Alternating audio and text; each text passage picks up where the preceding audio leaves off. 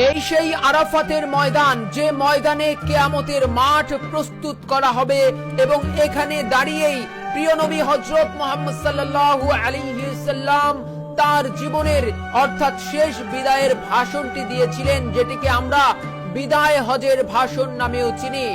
এই যে হজের মৌসুম চলে বা হজের মৌসুম যখনই অনুষ্ঠিত হয়, এই আরাফাতের ময়দানে কিন্তু লক্ষ লক্ষ হাজিরা তখন উপস্থিত থাকে।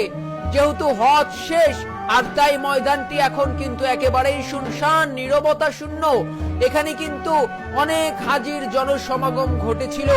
আমরা যেতে চাই একেবারে পাহাড়ের চূড়ায়, যেখানে একটি পিলার রয়েছে।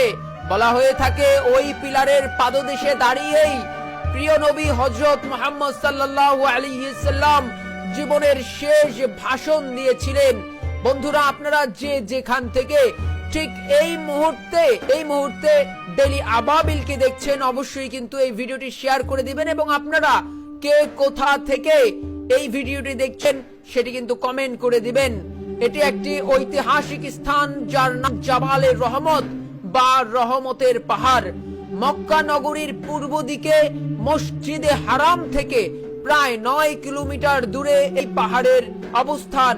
ইতিহাস বলছে মানবতার নবী, বিশ্ব নবী হযরত মুহাম্মদ সাল্লাল্লাহু আলাইহি সাল্লাম এই পাহাড়ের পাদদেশে দাঁড়িয়ে হজের ভাষণ দিলেন। এই পাহাড়টি গ্রানাইট পাথরে গঠিত এবং এটির উচ্চতা 70 মিটার। এই পাহাড়ের চতুর্দিকের দৈর্ঘ্য প্রস্থে 2 মাইল সমতল ভূমিকে আরাফার ময়দান বলা হয়। অবশ্য আরাফাতের ময়দানের মাধ্যমে মূলত এই সমগ্র এলাকাকে বোঝানো হয়েছে। হজের সঙ্গে সংশ্লিষ্টতার কারণে এই স্থান মুসলমানদের কাছে খুব খুব গুরুত্বপূর্ণ। বন্ধুরা, আপনারা দেখছেন ডেইলি আবাবিলে সেই ঐতিহাসিক দৃশ্য। এই দৃশ্যটি যে যেখান থেকে দেখছেন অন্যান্য মুসলিম ভাই বোনদেরকে দেখার সুবিধার্থে কিন্তু বন্ধুরা এটি অবশ্যই শেয়ার করে দিন। আরাফাতের ময়দানের 3 দিকটাই হচ্ছে পাহাড়ে বেষ্টিত। ময়দানের দক্ষিণ পাশ ঘেঁষে মক্কা হাদ্দা তায়েফ রিং রোড, এই সড়কের দক্ষিণ পাশে আবেদি উপত্যকায় মক্কার উম্মুল কুরা বিশ্ববিদ্যালয় অবস্থিত এবং উত্তরে রয়েছে সাদ পাহাড়। আমরা জানি আরবি জাবাল হচ্ছে আরবি শব্দ, এর মানে হচ্ছে পাহাড়। জাবালে রহমত শব্দের অর্থ হলো রহমতের পাহাড়। এই পাহাড়ের উপর যে উঁচু পিলারটি আছে, একে কেউ কেউ দোয়া পড়ার পাহাড়ও বলা হয়। এছাড়াও আরো বেশ কিছু নাম রয়েছে এই পাহাড়টির।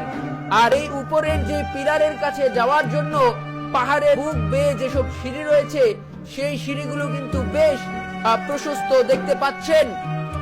পুরো মক্কা নগরী বন্ধুরা, একেবারে মক্কার পাহাড়, এই এলাকায় কিন্তু আমাদের নবী করিম সাল্লাল্লাহু আলাইহি সাল্লাম কিন্তু বেড়ে উঠেছেন, তার জন্মস্থান।